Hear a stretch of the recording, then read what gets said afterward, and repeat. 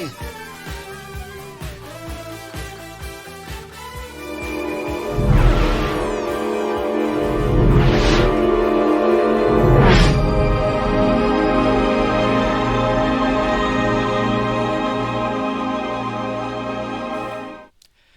hello, and welcome to my next episode of Motley Views. My name is Motley, and here I'll be discussing one of my favorite movie musicals of all time, Xanadu. And I am not afraid to admit it. Xanadu was released in the United States on August 8, 1980 by Universal Pictures. Written by Richard Dennis and Mark Rubel, and directed by Robert Greenwald, with choreography by Kenny Ortega, starring Olivia Newton-John, Michael Beck, and Gene Kelly in what would be his final film role. The soundtrack is by Olivia Newton-John and Electric Light Orchestra, featuring one track by The Tubes. The movie was a box office disappointment and earned negative critical reviews, and was the inspiration, along with the movie Can't Stop the Music, for the creation of the Golden Raspberry Awards, which is the antithesis to the Oscars as it celebrates the worst films of the year. Something this movie definitely does not deserve. Now, even though the film underperformed, the soundtrack was a huge hit around the world, with the song Magic hitting #1 on the US charts. The film has grown to be a cult classic over the years, I feel due to the appeal it had on children who grew up with it, myself included. The opening shot, we are introduced to a man playing clarinet on the beach. No big deal, but upon second viewing, it's actually one of our leads, Danny McGuire, playing Whenever You're Away From Me. The shot takes a much deeper meaning on what the movie is really about: inspiration and longing for a creative spark. The shot fades us right to our lead, Sonny Malone, an uninspired visual artist who keeps trying but keeps failing. Many artists of all kinds can relate to this struggle. It feels like everything you do is no good. Oh, what the hell? Guys like me shouldn't dream anyway. Man, what are we even doing then? Littering, apparently. But hey, at least Sonny's magic trash brought that gorgeous mural to life. So that's something.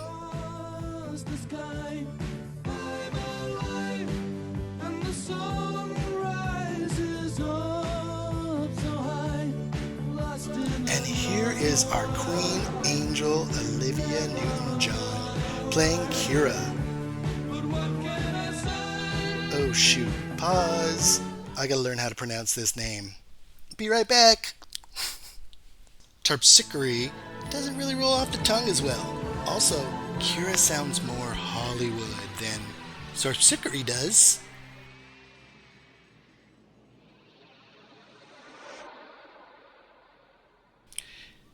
And with that kiss, Sonny's life is changed forever. He goes back to work as an artist for a music record label, surrounded by other talented, like-minded artists, painting album covers all day. I don't know about you, but that job seems pretty awesome, man. Until the man comes, his boss Simpson, and brings everyone down to reality. Oh well. Anyways, Sonny is given his next assignment to reproduce an album cover for the Nine Sisters. Hey, that's the Kiss? Roller skates? So naturally he leaves work right away to find out who she is. During his investigation, he meets up with Danny. They hit it off right away. But wait, there's Kira! I don't believe it. Hey! Now, I've heard people confused on why these strangers would just give Sonny their scooter. To me, I've always assumed that they were two of the sisters actually pushing Sonny towards the goal. Like, The muses do work together sometimes, you would think. Now, I really like this scene visually for many reasons.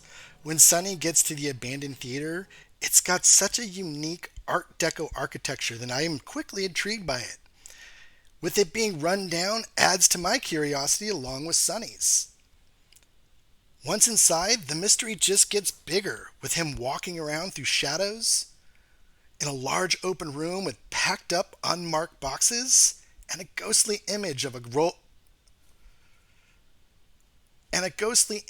roller skating girl. What is this place? What was this place?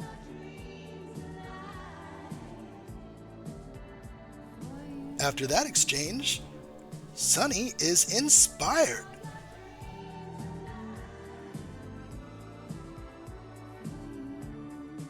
He arrives early to work, impresses his colleagues with his work, upsets his boss because of unneeded embellishments. His boss represents the harsh realities of the world. You think you're pretty special around here, don't you? No, I never said it was special. Well, you're not. I mean, you didn't discover art, you know. Who do you think did that? I did. Surprises you, doesn't it? No, not really. Now, I've got an office. I make a lot of money, and people respond when I call. That's because I smartened up and I gave up art. Ouch! Sonny Malone and Danny McGuire. Can't get more Hollywood than that. We find out that Danny is loaded due to his start as a musician in the 40s, which led to some smart investments after World War II. Something else I noticed in this latest watch was if it was a deliberate choice to have his house so cluttered with overly fancy stuff, not dissimilar to Charles Foster Kane's own Xanadu mansion. Man, this movie's got way more layers than it's giving credit for. We also find out that Danny too was inspired by Terpsichore when he was a clarinet player during the war. When she left, he eventually stopped playing. His inspiration faded away. Danny, there's this girl. Listen. That's me. Hey, that's all right. You got any more surprises? Now, this dance number is so great. Mostly because the song is actually one of my favorite songs ever. Wherever you go, you're never far away from me. It really has that charm and spirit of music and films from an era long forgotten. As a grown-up, it makes me think about my grandparents' generation. My eyes, dear, and suddenly I'm where you are. You better never stray, 'cause I'll never be far away. The scene is of Danny McGuire dancing with the ghost from his past, but now that both actors are gone, the scene has a whole different sentiment to it. I get the feels every time I watch it. Now here is a scene that I feel is a missed opportunity. I feel they could have done better with a nice 80s montage of them roller dancing all around popular destinations of Los Angeles, but instead we get this. A dance sequence in the dark. I get that filmmakers were trying to pay homage to the way musicals were filmed way back when on sound stages, but this just doesn't work for me.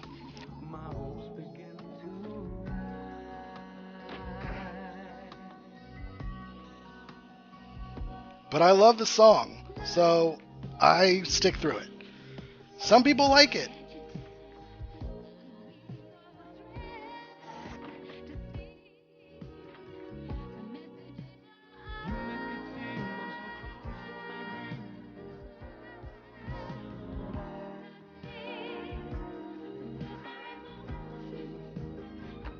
Hey, what the hell's going on here? And, oh, look, Big Boss Man. Is that you? Waking these dreamers up into reality. Do you have any idea how much this equipment costs, huh? Now, even though that last dance number was slow and kind of weak, the next number really makes up for it. This is the scene that will put a smile on anyone's face. Having Sonny and Danny discuss their ideas about what to do with the event space is really fun. Danny wants to bring back the big band swing music, while Sonny wants the big bombastic rock and roll with electric guitars and synthesizers. This is the 80s.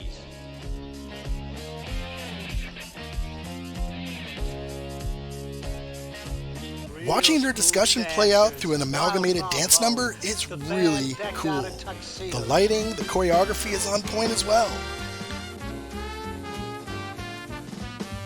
6 guys wearing electric orange. Synthesizer, heavy percussion, electric guitar.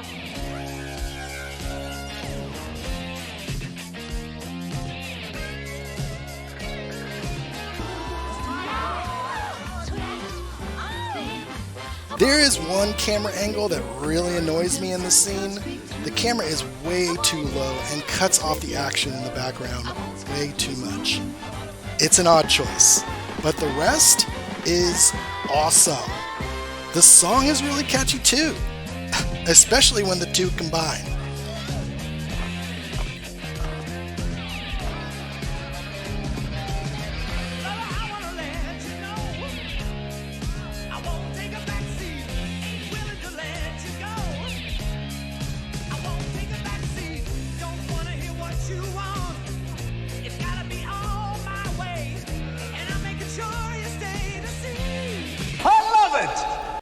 The scene where Kara meets Danny is interesting as she begins to recite the 1816 poem Kubla Khan by Samuel Taylor Coleridge.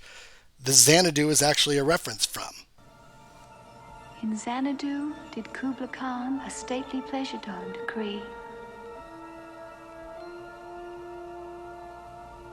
Where Alf, the sacred river ran through caverns measureless to man, down to a sunless sea. Yes, Xanadu. It's kind of a deep cut there. But it's enough for Danny to decide that Xanadu will be the name of the nightclub. And I'm not going to lie, it's a great name for a nightclub. And now we have the kids' version of a sex scene. And I'm totally here for it. This animated sequence by Don Bluth was kind of his coming out party. He had recently left Disney Studios to follow his own dreams and absolutely delivers on what I feel is one of the most beautiful animated sequences ever put on film.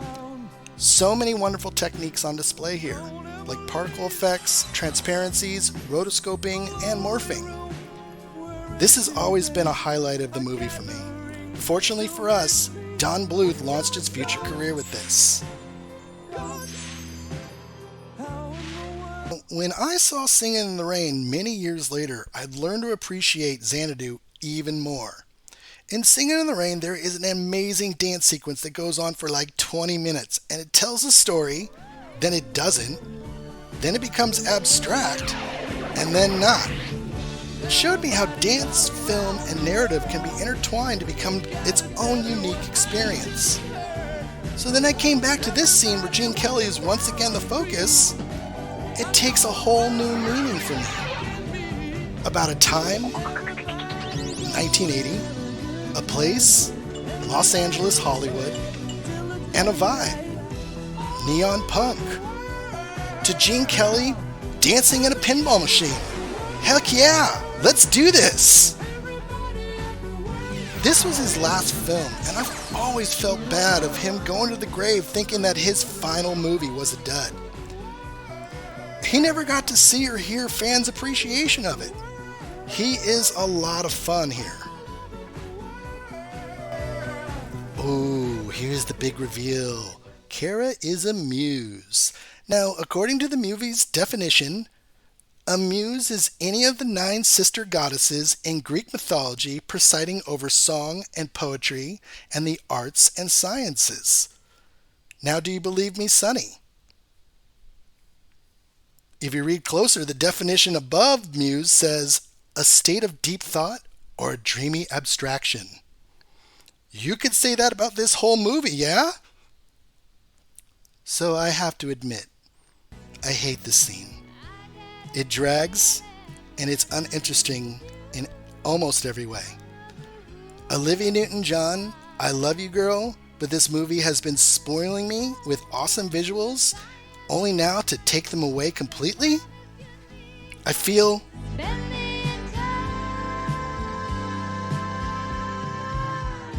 while watching this scene.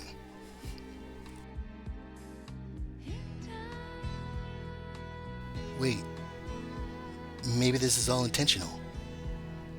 Clever! Layered! The final scene, the opening of